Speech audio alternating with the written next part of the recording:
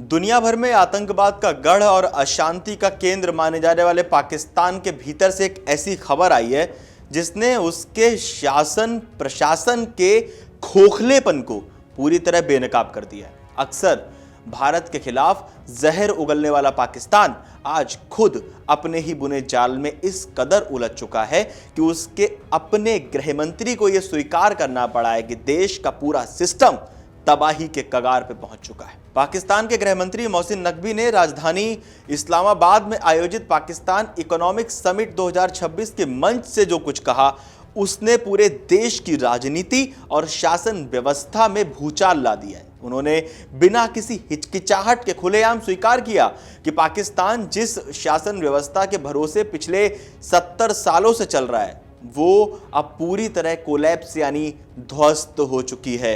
नकवी के इस बयान को सिर्फ एक राजनीतिक भाषण नहीं बल्कि एक ऐसे देश की नाकामी का सार्वजनिक कबूलनामा माना जा रहा है जिसने हमेशा विकास, शांति और जन कल्याण की जगह आतंकवाद, साजिशों और सैन्य दखलंदाजी को प्राथमिकता दी।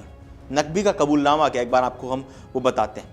समिट को संबोधित करते हुए गृह मंत्री मोहसिन नकवी ने देश के कड़वे सच से पर्दा उठाया। उन्होंने बेहद तल्ख लहजे में कहा कि हम जिस सिस्टम में रह रहे हैं वो पहले ही कोलैप्स हो चुका है, चाहे कोई इसे माने या ना माने। आप इस पुरानी व्यवस्था को 70 साल से जबरदस्ती घसीट रहे हैं। हम सभी लोकतंत्र चाहते हैं, लेकिन लोकतंत्र के कई रूप होते हैं। जिस ढर्रे पर हम चल रहे हैं उससे देश की समस्याएं कभी हल नहीं हो सकती। अगर यही चलता रहा तो 10 साल बाद भी हम इन्हीं मुद्दों पर बैठकर चर्चा कर रहे होंगे। नकवी के इस बयान ने साफ कर दिया कि पाकिस्तान का शीर्ष नेतृत्व भी अब मान चुका है कि देश की प्रशासनिक मशीनरी पूरी तरह जंग खा चुकी है।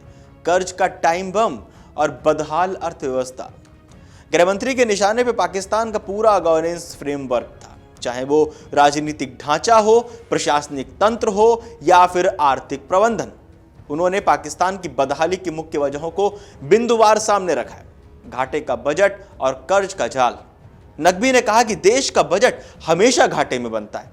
हर साल सिर्फ नए कर्ज लेने पर चर्चा होती है, लेकिन कोई ठोस ढांचागत सुधार नहीं किए जाते। टिक टिक करता टाइम बम। उन्होंने देश के बढ़ते सार्वजनिक कर्ज को एक ऐसा टाइम बम बताया जो किसी भी वक्त फट सकता है। आज पाकिस्तान की हालत यह है कि वो कर्ज चुकाने के लिए नया कर्ज ले रहा है। कृषि देश की लाचारी। नकवी ने चुटकी लेते हुए सवाल उठाया कि एक कृषि प्रधान देश होने के बावजूद पाकिस्तान को गेहूं और अरबों डॉलर के खाद्य उत्पाद बाहर से आयात करने पड़ रहे हैं। ये प्रशासनिक नाकामी का इससे बड़ा सबूत क्या हो सकता है? युवाओं का गुस्सा और स्टाइपेंड लैपटॉप मॉडल पर करारा प्रहार।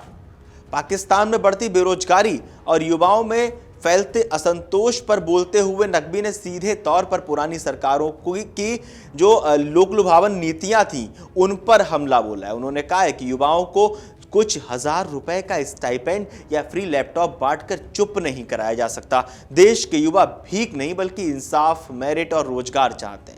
नकवी ने तो यहां तक चेतावनी दे डाली कि अगर आम जनता को युवा एकजुट होकर सड़कों पर उतर जाए तो वे इस नाकाम सिस्टम को पूरी तरह पलट देंगे। उनका यह इशारा पाकिस्तान में पनप रहे एक बड़े जन विद्रोह की ओर भी था, चाहे वो पीओके की बात कर लें या फिर वो बलूचिस्तान की बात कर लें, वो खैबर पख्तूनख्वा की बात कर लें। हर तरफ पाकिस्तान में अशांति ही मची हुई है और उसका सबसे बड़ा कारण यही है कि पाकिस्तान ने कभी शांति को, विकास को तवज्जो ही नहीं दी। उसने हमेशा तवज्जो दी कि भारत को कैसे परेशान किया जाए, कैसे आतंकवाद फैलाया जाए। क्या जो नए प्रांत हैं वहां प्रशासनिक सुधार बचा है या बचा पाएंगे पाकिस्तान, या वो पाकिस्तान को बचा पाएंगे? नकवी ने समाधान के तौर पे देश में बड़े पैमाने पर प्रशासनिक सुधारों और नए प्रांत बनाने की वकालत की। उन्होंने कहा कि पाकिस्तान जैसे बड़े और विविधता से भरे देश को पुराने केंद्रीकृत यानी एक सेंट्रलाइज्ड ढांचे से नहीं चलाया जा सकता। उनका तर्क था कि छोटे प्रशासनिक ब्लॉक और नए प्रांत बनाकर ही स्थानीय स्तर पर जवाबदेही तय की जा सकती है। उन्होंने सभी राजनीतिक दलों से अपील भी की कि वे आपसी मतभेद भुलाकर एक नया प्रशासनिक मॉडल बनाने पर सहमति बनाएं। हालांकि विश्लेषकों का मानना है कि जो देश गहरे राजनीतिक और सुरक्षा संकट से गुजर रहा हो वहां नए प्रांत बनाना आसान नहीं होगा। कंगाली, कर्ज और वेंटिलेटर पट्टी की सांसें। नकवी का यह बयान ऐसे समय आया है जब पाकिस्तान इतिहास के सबसे गंभीर दौर से गुजर रहा है। आंकड़े खुद पाकिस्तान की बदहाली की दास्तां बयां करते हैं। 137 अरब डॉलर का कर्ज। पाकिस्तान पर विदेशी कर्ज का बोझ 137 अरब डॉलर को पार कर चुका है। देश का कुल सरकारी कर्ज उसकी जीडीपी के 70% से 80% तक पहुंच गया है। बजट का 2/3 हिस्सा कर्ज चुकाने में चला जाता है। पाकिस्तान के वार्षिक बजट का लगभग 2/3 हिस्सा केवल पुराने कर्जों का ब्याज भरने में चला जाता है। विकास कार्यों के लिए फूटी कौड़ी भी नहीं बचती। बाकी रहा बचा पैसा आतंकवाद को पालने पोसने में खत्म हो जाता है। 25 बार आईएमएफ की शरण। आजादी के बाद से भी पाकिस्तान 25 बार आईएमएफ से बेल आउट पैकेज ले चुका है। आईएमएफ की कड़ी शर्तों के कारण देश में बिजली, ईंधन और राशन की कीमतें आसमान छू रही हैं। मित्र देशों से गुहार लगा रहा है पाकिस्तान।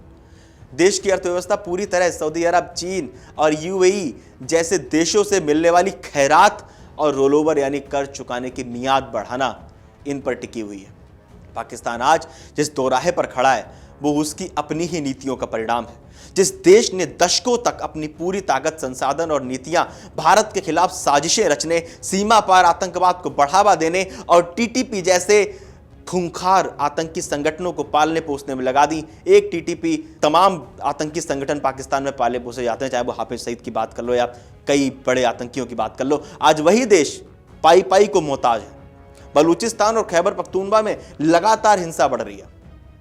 तहरीके तालिबान पाकिस्तान, टीटीपी के हमले, चरमराती कानून व्यवस्था और आर्थिक कंगाली ने पाकिस्तान को अंदर से खोखला कर दिया। गृह मंत्री मोहसिन नकवी का यह सार्वजनिक कबूलनामा वास्तव में उस कड़वी हकीकत पर मोहर लगाता है कि आतंक और नफरत की बुनियाद पर खड़े किए गए मुल्क कभी फल फूल नहीं सकते। आज पाकिस्तान का ढांचा पूरी तरह चरमरा चुका है और आने वाले दिनों में यह संकट और गहराने के ही संकेत दे रहा है। आप लोगों को क्या लगता है मोहसिन नकवी के इस कबूलनामे को लेकर? आप हमें कमेंट बॉक्स में जरूर बताएं और देश और दुनिया की तमाम बड़ी खबरें जानने के लिए आप जुड़े रहिए amarujala.com के साथ। बहुत बहुत धन्यवाद। अगर आप ये वीडियो YouTube पर देख रहे हैं तो हमारे चैनल को सब्सक्राइब कर बेल आइकन दबाएं और Facebook पर देख रहे हैं तो हमारे पेज को लाइक करें।